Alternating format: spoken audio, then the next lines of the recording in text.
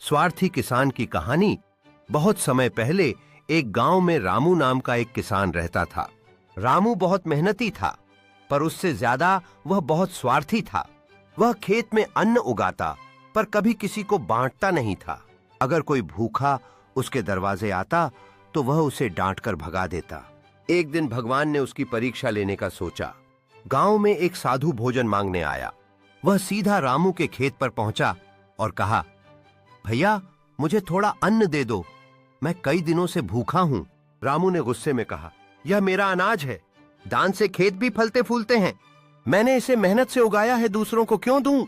साधु ने शांत स्वर में कहा, बेटा जो देता है उसका धन कभी कम नहीं होता। लेकिन रामू नहीं माना। उसने साधु को अपशब्द कहकर भगा दिया। समय बीतता गया।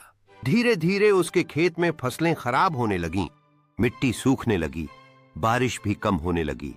किसान ने बहुत कोशिश की, लेकिन उसकी उपज कम होती गई।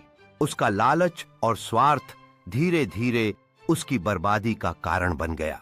रामू को अपनी गलती समझ आई। वहीं गांव के दूसरे किसान जो दान करते, गरीबों की मदद करते, उनके खेत हरे भरे रहते। वह उसी साधु के पास गया, माफी मांगी और कहा, महाराज मुझसे गलती हुई, मैंने कभी किसी की मदद नहीं की, इसलिए मेरे खेत उजड़ गए।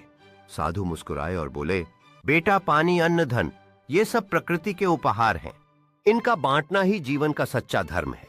आज से किसी भूखे को खाली मत लौटाना। रामू ने वचन दिया। धीरे धीरे उसने दूसरों की मदद शुरू की। अन्न बांटने लगा, पानी पिलाने लगा, मजदूरों को सही मजदूरी देने लगा। अगले ही वर्ष उसके खेत फिर से हरे भरे हो गए। अब वह गांव में दयालु किसान के नाम से प्रसिद्ध हो गया। सीख, मॉरल, स्वार्थ और लालच अंत में दुख ही देता है। जो बांटता है उसका धन और पुण्य दोनों बढ़ते हैं। दान और मदद ही जीवन की असली कमाई है।